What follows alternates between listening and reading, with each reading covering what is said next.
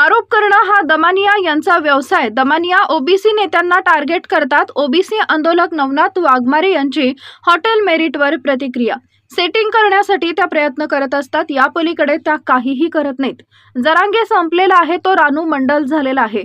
धस यांच्यावर उलटे सुलटे आरोप करून जरांगे सहानुभूती मिळवत आहे। ओबीसी आंदोलक नवनाथ वाघमारे यांचा आरोप करणं हा दमानिया यांचा व्यवसाय झालेला आहे। त्यामुळे त्या धनंजय मुंडे यांच्यावर वारंवार टीका करत असून दमानिया ओबीसी नेत्यांना टार्गेट करतात असा आरोप ओबीसी आंदोलक नवनाथ वाघमारे यांनी आज दिनांक 20 रोजी गुरुवारी दुपारी 2 वाजेच्या सुमारास हॉटेल मेरिट इथं केलाय। दमानिया सेटिंग करण्यासाठी प्रयत्न करत असतात, त्या पलीकडे त्या काहीही करत नाहीत असा टोला वाघमारे यांनी हाणलाय। जरांगे संपलेला माणूस आहे तो रानू मंडल झालेला आहे। धस यांच्यावर उलटे सुलटे आरोप करून जरांगे सहानुभूती मिळवत आहे असा चिमटाही वाघमारे यांनी जरांगे यांना घेतलाय। आपण मला सांगा की धनंजय मुंडेवर आता 200 कोटीचा आरोप जे आहे अंजली दमन यांनी केला।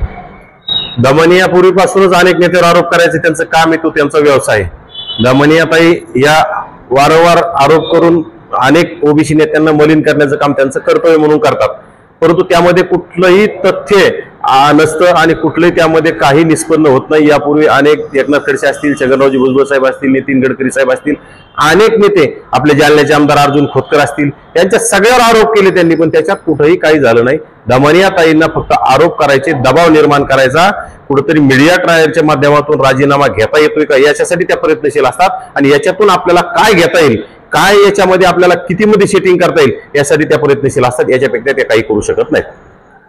धनंजय मुंडे जे आहेत वारंवार बैठकीला आरोपित असल्याचं समोर येतं। सध्या त्यांच्यावर वारंवार मीडिया ट्रायल सुरू आहे आणि कुठेतरी बैठकीला आलं की तुमची मीडियावाले त्यांच्या पुढे पूर्ण सगळ्यांनी जाऊन वेगवेगळ्या त्यांना म्हणजे कुठेतरी आरोपीच्या घेऱ्यात पकडतील आणि स्वतः त्यांच्या डोळ्याचं ऑपरेशन झालंय, त्यामुळे ते सध्या बाहेर पडू शकत नाहीत।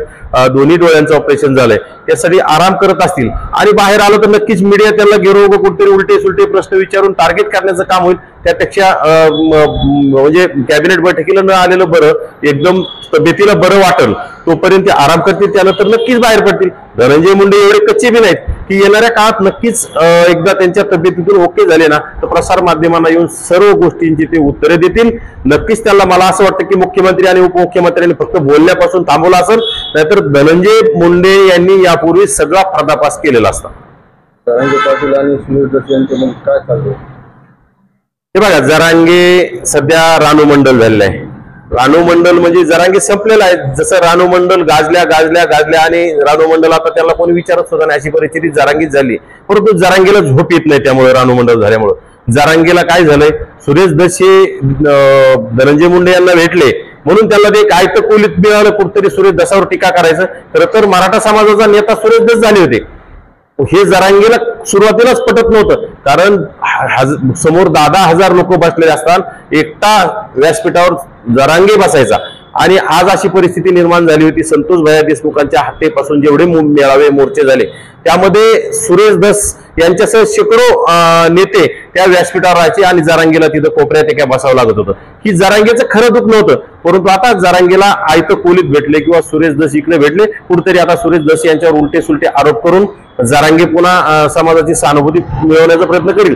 परंतु समाजाला पूर्ण माहित झालं की जरांगेचं आंदोलन मराठा समाजाला आरक्षण देण्यासाठी नाहीच, फक्त स्वतःची प्रसिद्धी, स्वतःला पैसा आणि स्वतःच्या आसपास मीडिया समोर ठेवण्यासाठी जरांगेचं आंदोलन आहे जरांगे। परंतु आता येणाऱ्या काळात रानू मंडल झालेला आहे आणि तुम्हाला रानू मंडल म्हणूनच येणाऱ्या काळात दिसत।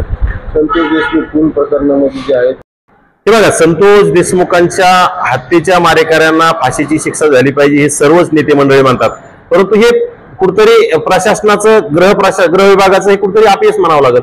सर्व आरोपी अटक झाली पाहिजे, एक आरोपी कोणतरी फरार आहे त्यामध्ये, त्याला त्याच्या मुसक्या आवडल्या पाहिजे, त्याला तिथं अटक केलं पाहिजे, त्याच्यावर त्याच्या सगळ्या गोष्टी बाहेर आल्या पाहिजे, परंतु एक आरोपी का सापडत नाही याचा प्रश्न आपण गृह विभागालाच विचारला पाहिजे, कारण की ते गृह विभागाचं काम आहे, नेत्यांचं काम नाही। आणि आकांचा याच्यामध्ये कोण आका नाही, आकांचा काही संबंध नाही, आकाचाही काही संबंध नाही।